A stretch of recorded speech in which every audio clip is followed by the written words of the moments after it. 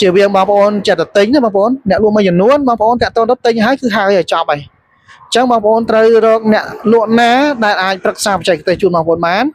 អ្នកលក់ណាដែលមានជំនាញផ្នែកកសិកម្មអ្នកលក់ណាដែលគាត់មានបទពិសោធន៍ផ្នែកកសិកម្មបាទបងប្អូនទាំងអស់គ្នាមួយរយៈនេះមានបងប្អូនយើងគាត់តំណតំណងមកទិញក្របពូជពីខ្ញុំបាទហើយក្របពូជនោះគឺក្របពូជអលឹកអឺពេលដែលគាត់តាក់ទងមកហ្នឹងគឺគាត់បាននិយាយថាលោកគ្រូខ្ញុំចង់បានក្របពូជអលឹកហើយលោកគ្រូមានក្របពូជអលឹកណាដែលផ្ដល់ទិន្នផលខ្ពស់ហើយវាអត់កើតជំងឺវាធន់អត់កើតជំងឺហើយអត់មានសត្វល្អិតបំផ្លាញទេ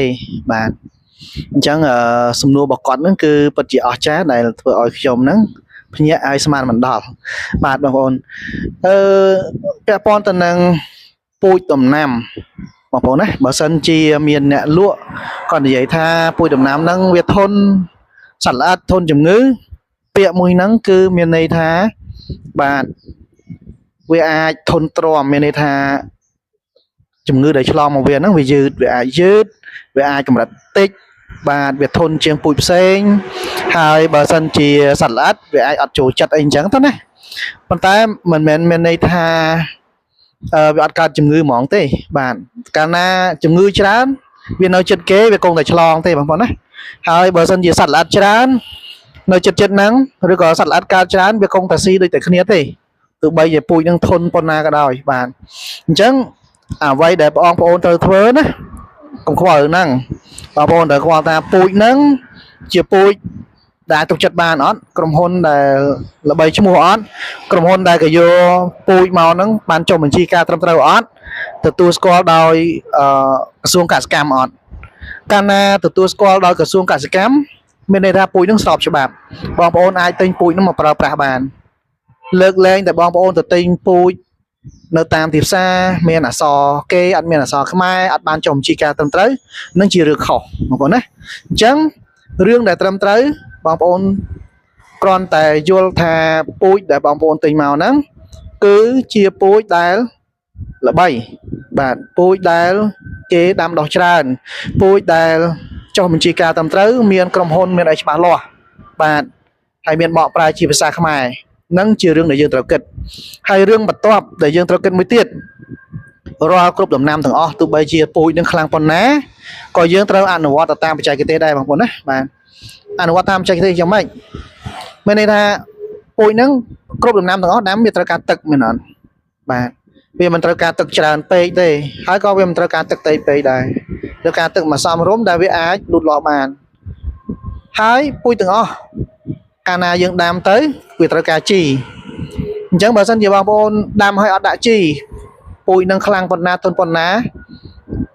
ក៏សុខភាពវាអត់ល្អដែរវាលូតលាស់អត់ល្អបើអត់មានជីផងហ្នឹងដូចមនុស្សយើងអញ្ចឹង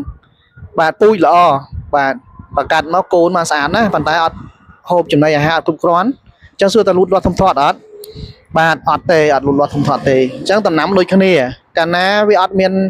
អាហារបាទជីជាអាហាររបស់ដំណាំអញ្ចឹងបើសិនជាអត់មានអាហារក៏ដំណាំហ្នឹងអត់លូតលាស់ដែរហើយអាហាររបស់ដំណាំនោះវាមានដំណាក់កាលបាទដំណាក់កាលរបស់វាមានដំណាក់កាលលូតលាស់តែយើងគួរប្រើប្រភេទ GA ដំណាក់កាលផ្លែផ្កាតែយើងត្រូវប្រើ GA បាទអញ្ចឹងបងប្អូនអាចធ្វើការប្រឹក្សាបច្ចេកទេសជាមួយអ្នកបច្ចេកទេសទៅបងប្អូននឹងបានដឹងកាន់តែច្បាស់ហើយបាទមួយទៀតពេលដែលដំណាំហ្នឹងបាទលូតលាស់មកគឺវាអាចនឹងមានកត្តាពីរធំទី1គឺជំងឺបាទទី2គឺសត្វល្អិត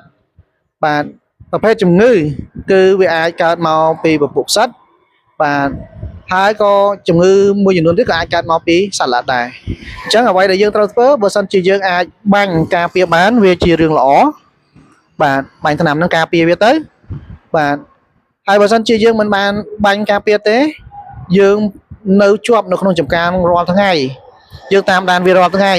ពេលដែលបងប្អូនឃើញវាកើតទីទួចបងប្អូនអាចបាញ់ទៅបាទដោយរកសារធាតុសកម្មរកសារធាតុថ្នាំដែលបាទមានប្រសិទ្ធភាពខ្ពស់មានប្រសិទ្ធភាពល្អយកទៅប្រើប្រាស់ហើយដើម្បីបានថ្នាំដែលមានប្រសិទ្ធភាពល្អប្រសិទ្ធភាពខ្ពស់ហ្នឹងបងប្អូនត្រូវជ្រើសរើសអ្នកលក់ទៀតជាវាងបងប្អូនចិត្តទៅទិញណាបងប្អូនអ្នកលក់មួយចំនួនបងប្អូនតាក់ទងទៅទិញហើយគឺហើយឲ្យចប់ហើយអញ្ចឹងបងប្អូនត្រូវរកអ្នកលក់ណាដែលអាចប្រឹក្សាបច្ចេកទេសជូនបងប្អូនបាន អ្នកលក់ណាដែលមានជំនាញផ្នែកកសិកម្មអ្នកលក់ណាដែលគាត់មានបទពិសោធន៍ផ្នែកកសិកម្មអញ្ចឹងទៅបងប្អូនចំណេញតែបើបងប្អូនចេះតែទិញតាមអនឡាញលើគេថាថ្នាំនេះល្អថ្នាំនោះល្អប៉ុន្តែយើងអត់ស្គាល់ទេយើងតាមតែគេ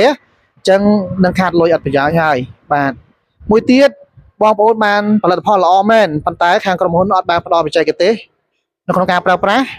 មិនប្រកាសថាបងប្អូនយកថ្នាំយកជីហ្នឹងមកប្រើមកមានប្រសិទ្ធភាពទេបាទអញ្ចឹងវាជាចំណុចខ្ញុំគិតថាអាចផ្ដល់ជាគំនិតជូនបងប្អូនបានបាទរាល់ការកំងទិញឬក៏ការផលិតដំណាំអីផ្សេងៗរឿងដែលសំខាន់គឺបងប្អូនត្រូវតែដឹងតែព័ន្ធទៅនឹងបច្ចេកទេសបងប្អូនណាបើអត់ចេះទេតាក់ទងបានសួរ